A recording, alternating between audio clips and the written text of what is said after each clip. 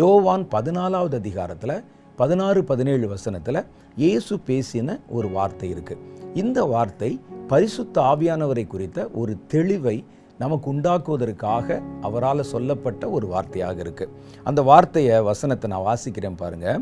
நான் பிதாவை வேண்டிக் கொள்வேன், அப்பொழுது என்றென்றைக்கும் உங்களுடனே இருக்கும்படி சத்திய ஆவியாகிய வேறொரு தேற்றரவாளனை அவர் உங்களுக்கு தந்தருளுவார். உலகம் அந்த சத்திய ஆவியானவரை காணாமலும் அறியாமலும் இருக்கிறபடியால் அவரை பெற்றுக்கொள்ள மாட்டாது. அவர் உங்களுடனே வாசம் பண்ணி உங்களுக்குள்ளே இருப்பதால் நீங்கள் அவரை அறிவீர்கள். இதுதான் வேத வசனம். இன்னைக்கு உலகத்தில் ஆவியானுடைய கிரியைகளை எல்லாராலும் அறிந்து கொள்ள முடியாது. ஒவ்வொருவருக்கும் ஒவ்வொரு விதமாய் அவர் தன்னை வெளிப்படுத்துகிறார். அது அவரவருடைய அழைப்பு, தரிசனம், அவர்களுடைய அந்த வளர்ச்சி, இதனுடைய அடிப்படையில் தான் அமைந்திருக்கிறது. எல்லாருக்கும் எல்லா காரியங்களும் விளங்கி விடாது. வேதத்தில் சொல்லுது, அதிலும் குறிப்பாக உலகத்தில் இருக்கிறவன் இருக்கிறான் பாருங்க. உலகம் அது அப்படின்னா என்ன அர்த்தம்? உலகம்னா உலகபூர்வமான உலகத்தை சார்ந்து வாழ்கிற மனிதர்கள் என்ற அர்த்தம். அந்த உலகத்தின் மனிதர்கள் இந்த சத்திய ஆவியானவரை காணாமலும் அறியாமலும் இருக்கிறபடியினால் அவரை பெற்றுக்கொள்ள மாட்டார்கள் அப்படின்னு சொல்றார். ஒருவன் ஏன் சத்திய ஆவியானவரை பெற்றுக்கொள்ள முடியவில்லை என்றால் வேதம் சொல்லுகிறது, அவரை குறித்து அறியாமல் இருக்கிறாங்க. இன்னொரு ஒரு வார்த்தை சொல்லுது, காணாமலும் இருக்கிறார்கள். அப்படின்னா ஆவியானவரை காணவும் முடியும் என்று தானே அர்த்தம் வருது. நீங்க தான் சொல்லணும்.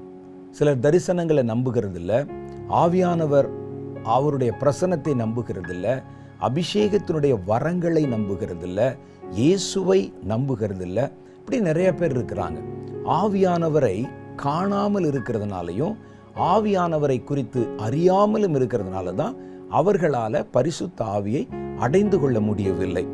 ஆனால் அவர் உங்களுடனே வாசம் பண்ணி உங்களுக்கு உள்ளே இருப்பதால், அவர் சொல்றார், அந்த அபிஷேகம் பண்ணப்பட்ட ரட்சிக்கப்பட்ட தேவனை பின்பற்றுகிற அவருடைய பிள்ளைகளை பார்த்து சொல்றாரு, அவர் உங்களுடனே இருந்து உங்களுடனே வாசம் பண்ணி உங்களுக்குள்ளே இருப்பதால் நீங்கள் அவரை அறிவீர்கள்.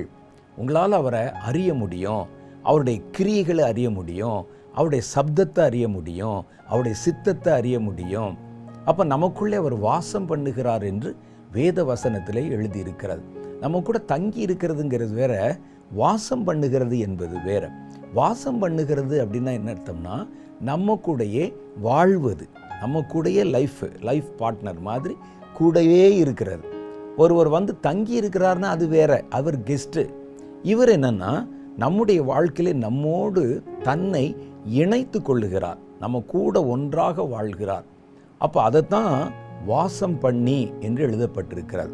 அவர் நம்ம கூட எல்லா நிகழ்வுகளிலும் நம்முடைய எல்லா அசைவுகளிலும் நமக்கு பக்கபலமாக கூட இருந்து தானும் நம்மோடு கூட சேர்ந்து இயங்குகிறார். அதைத்தான் வாசம் பண்ணுவது என்று சொல்லி இருக்கிறது. இன்னொரு ஒரு காரியத்தை அவர் சொல்றாரு பாருங்க, உங்களுக்கு உள்ளே இருப்பதால்.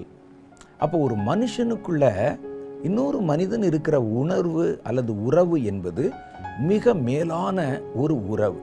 ஒரு மனிதனுக்குள்ளே இன்னொரு ஆழ்த்துவம் இருப்பது என்பது ரொம்ப கடினம். சில சமயங்களில் பார்த்தீங்கன்னா ஒரு மனிதனுக்குள்ளே இன்னொரு மனிதன் இருப்பது நமக்கு கற்பனை பண்ணி பார்க்க முடியாத ஒரு காரியம். ஒரு மனிதனுக்குள்ளே 3 ஆழ்த்துவம் இருக்குது. இதை தாண்டி 4வது ஒரு ஆழ்த்துவம் ஒரு மனிதனுக்குள்ளே வாசம் பண்ணுவது என்பது முடியாத காரியம். ஒரு கணவனாக இருந்தாலும் சரி, ஒரு மனைவியாக இருந்தாலும் சரி, அல்லது நம்முடைய பெற்றோராக இருந்தாலும் சரி, அது சாத்தியமில்லை. ஆனால் உலகத்தில் பெற்றோரில் ஒரு தாய் இருக்கிறாள் பாருங்கள். ஒரு தாய் மாத்திரம் தன்னுடைய குழந்தையை தனக்குள்ளே வைத்திருக்க முடியும். ஒரு உயிருக்குள்ளே இன்னொரு உயிர், ஒரு உடம்புக்குள்ள இன்னொரு உடம்பு. ஆனால் அது ஒரு குறிப்பிட்ட காலம் வரைக்கும் தான். ஆகவே தான் அந்த உறவை நம்ம உலகத்தில் இருக்கிற மற்ற எல்லா உறவுகளை விட பெரிய உறவாக நம்ம ஏன் கருதுகிறோன்னா, ஒரு தகப்பன் நம்ம கூட இருக்கலாம், ஒரு தாய்க்குள்ள தான் நம்ம இருக்க முடியும். அப்போ இந்த உலகத்தில் இருக்கிற மற்ற உறவுகளில் ஒரு தாய் உறவு என்பது ஏன் விசேஷமாகுதுன்னா, நம்ம அந்த உடலுக்குள்ளே இருந்தோம்.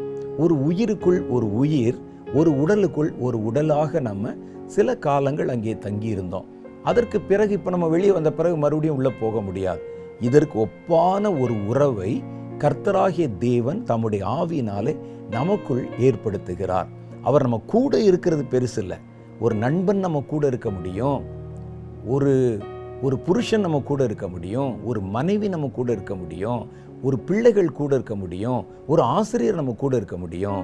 ஆனால் இயேசு ஒருவர் தான், அல்லது ஆவியானவர் ஒருவர் தான் நம்ம கூட இல்லை, நமக்குள்ளே வாசம் பண்ண முடியும். அப்போ இதுதான் இருக்கிற உறவுகளில் பெரிய ஒரு உறவாக கருதப்படுகிறது.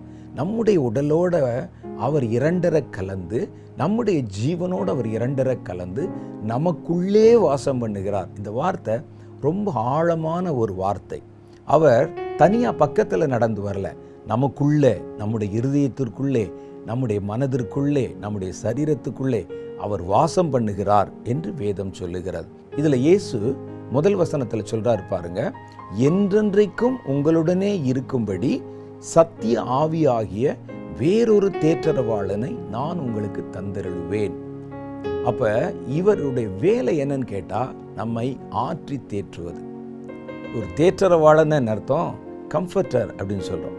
நம்மை சந்தோஷப்படுத்தி, சமாதானப்படுத்தி, சில சமயங்களில் டென்ஷன் ஆகும்போது நம்மை சாந்தப்படுத்தி, நமக்கு ஆறுதலும் தேர்தலும் கொடுத்து, பலன் கொடுத்து, ஊக்கப்படுத்தி, முடியும் போ செய்யி அப்படின்னு சொல்லி நம்மை உற்சாகப்படுத்துகிற பரிசுத்த ஆவியானவர். இவர் உங்களை தேற்றுவதற்காக, உங்களை பலப்படுத்துவதற்காக, இன்னும் பல காரியங்களை நம்முடைய வாழ்க்கையில செய்வதற்காக நம்ம கூட மாத்திரம் இல்லை, நமக்குள்ளே அவர் வாசம் பண்ணுகிறார் என்று இயேசு பரிசுத்த ஆவியானவரை பற்றி சொல்லியிருக்கிறார்.